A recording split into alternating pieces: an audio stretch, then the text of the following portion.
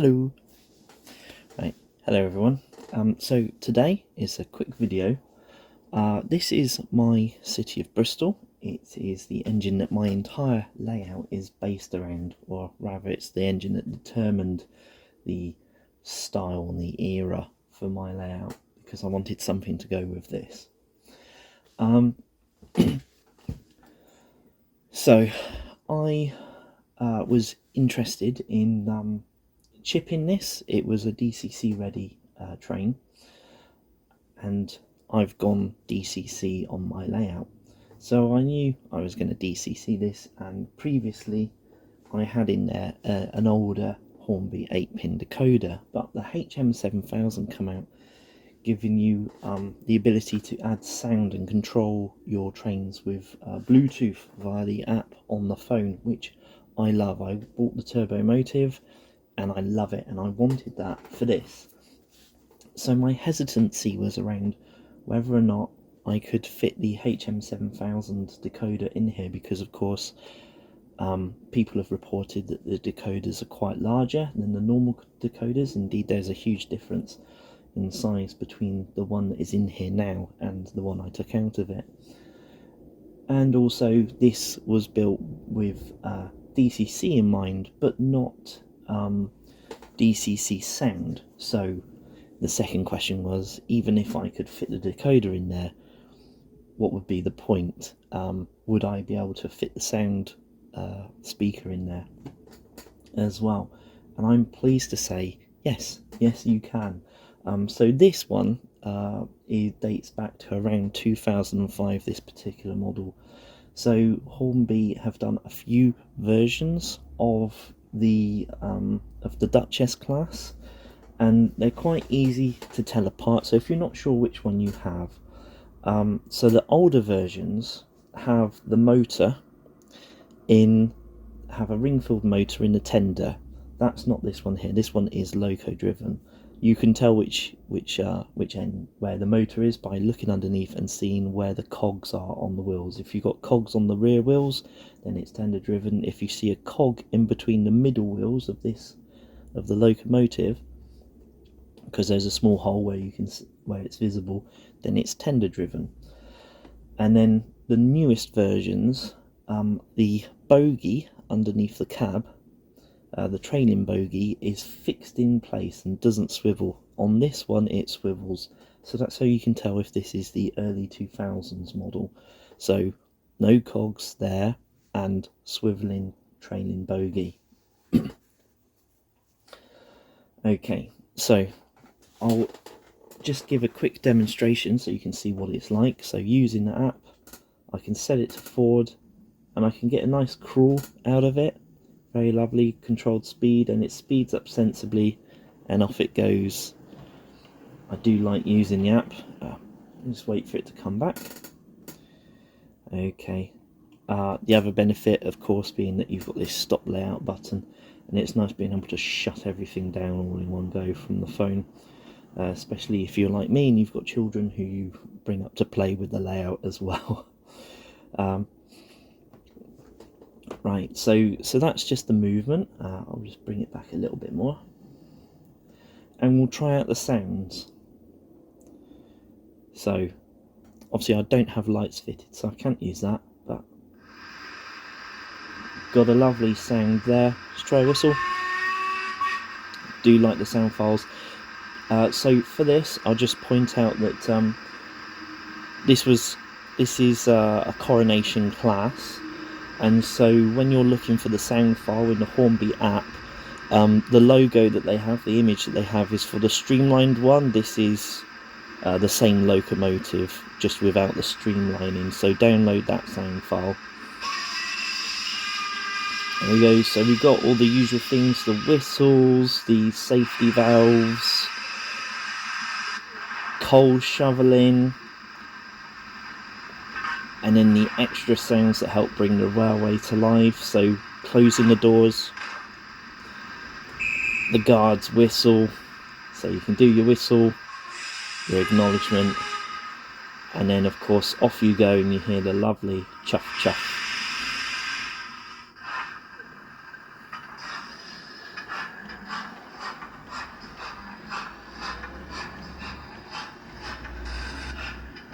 And I checked and listened to some videos of the Duchess of Sutherland, I think it was, on YouTube, and indeed the sounds appear to match. So that's quite nice. It's not a generic sound that they've applied to this. There we go. I love this. Absolutely love this. Now, despite my fears, this was easier to fit, easier to DCC than I imagined, and I'll just take it apart and show you how. So one thing to note, when tipping this upside down, this bogey is very, very loose, the leading bogey, and these are very fragile, these steps, so always turn it this way, backside up, when you're turning it over. If you do it the other way, this sort of flops to the side and can knock the steps off, and I've lost count of the number of times I've glued these on. There we go. So we'll just pull the foam apart and get it in the foam. Now, to remove this, to remove the body, I found it easiest to loosen the trailing bogey first. Now the reason for that is the screw, there's one screw holding the body on and it's underneath the cab. This trailing bogey has thin wires soldered to it to allow it to pick up from the tender, which is great. So you've got 12 wheel pickup on this, so great continuity, but the mobility in this, the swivel in this is not very great. It's blocked in by these two little drain cocks, I think they are. So it's very hard to unscrew that without damaging the cables. So take a flat bladed screwdriver and remove carefully the screw that holds the trailing bogey on. Now this is a very long screw and it's got a spring underneath it, but don't worry, the spring kind of just sits there quite happily. It doesn't ping out or anything. Just put the screw somewhere safe, pick this up and just move it gently to the side, being careful not to tug on those cables. And then flat bladed screwdriver again, remove the screw underneath the cab, and then just use a pair of tweezers to lift that clear of the body.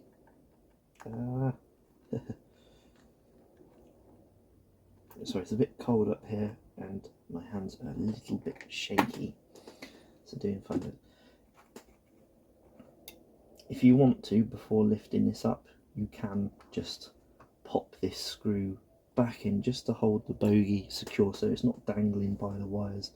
Just do it up a little bit, you don't need to go the whole way. So I'll just do a few turns just so that it's not going to fall away and tug on those cables. Right, so you lift up from the back first, and then as you lift, pull it away from the front, so just give it a little wiggle. It is a snug fit, this body. There we go. Now this looks a little bit messy but trust me, it's way simpler than I thought. So the socket's here, just in front of the motor. It's an 8-pin socket. Now the advantage of this is with the 8-pin socket you have these cables, and that means that you choose where the decoder goes. With the newer ones, with the Next 18 and 21 I think, the decoder fits straight into the socket, and that's where the issues are, because the decoder's a bit too big. The space around that socket is set for a certain size, and so the decoders don't fit in there. Oh, my light's gone out, but okay, you can still see okay.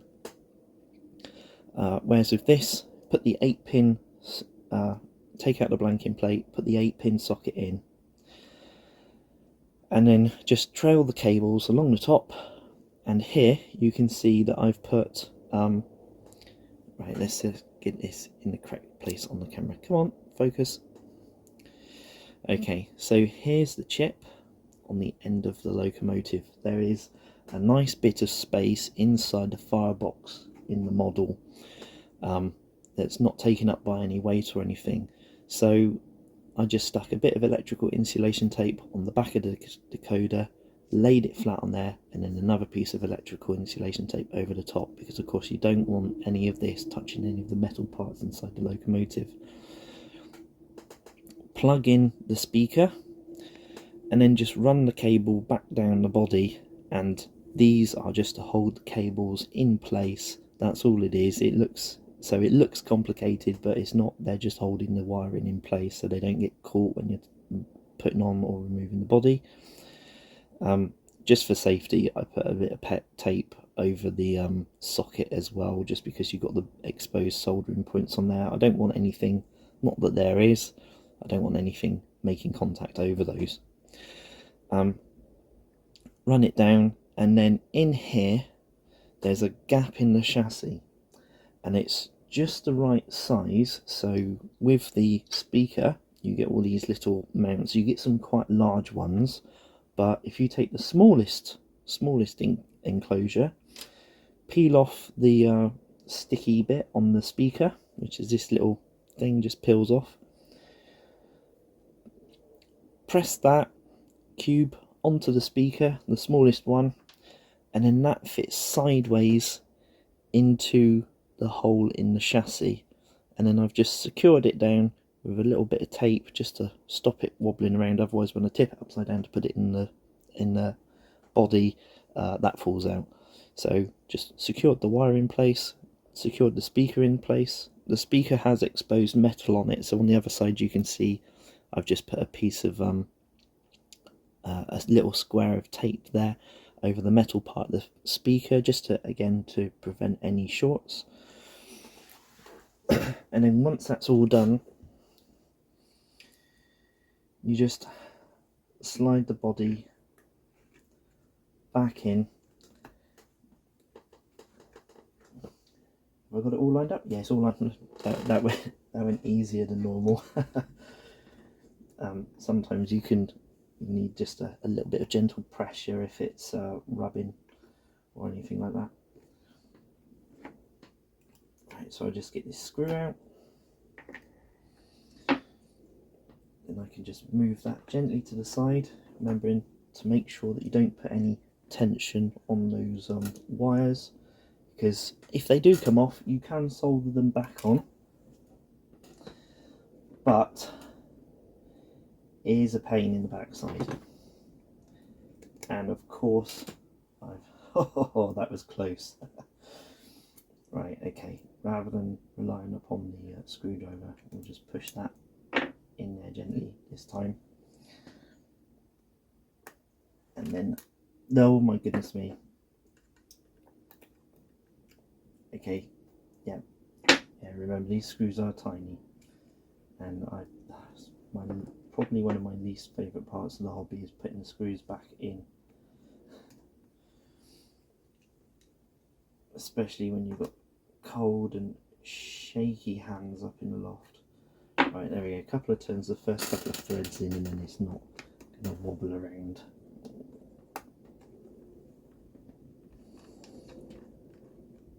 So there we go. Get the pin back in.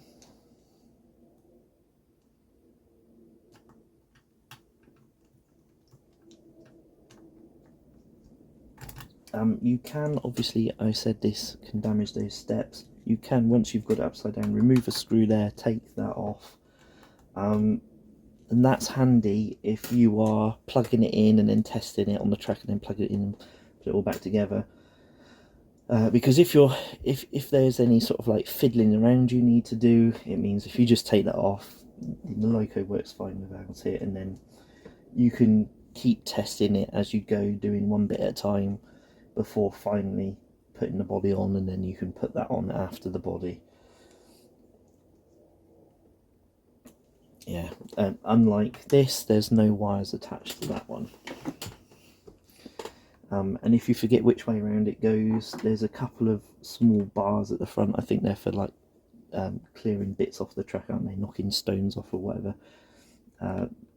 Those bars go at the front of the locomotive. Okay, now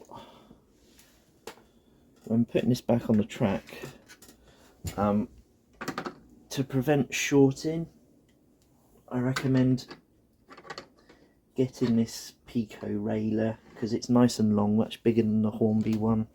Just uncouple the locomotive. What's nice, removable coal load, and I've put in real coal there. So yeah, using this is quite good because connecting this together on the rails can cause short if, like me, you just leave your controller on all the time. Okay, so let's check. She should all be working okay. Okay, City of Bristol, reverse. Let's pop the sound on. There we go. So I didn't mess it up taking it apart for the video.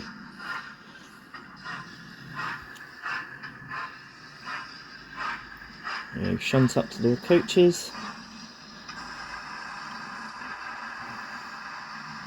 Do a nice whistle.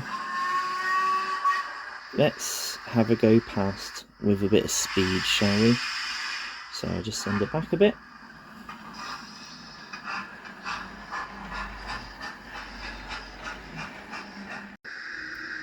Okay, she's at the station and I'll run her through at 40% speed so you can really hear that chuff chuff noise as she goes past here on the inside the tunnel.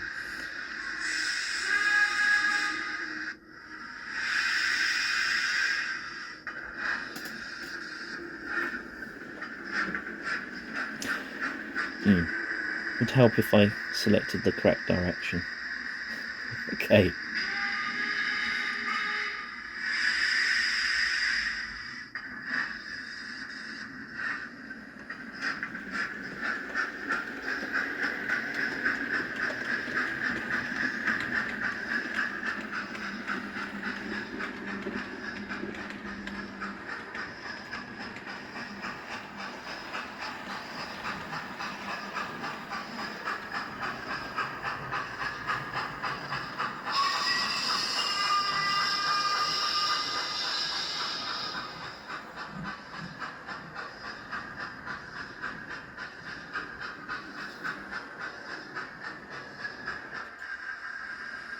So I hope you found that useful. If you have one of these, I thoroughly recommend getting the HM7000. It's about £60 or something like that. It's a great buy. It's really fun to use, and having the sound really adds a lot to the layout.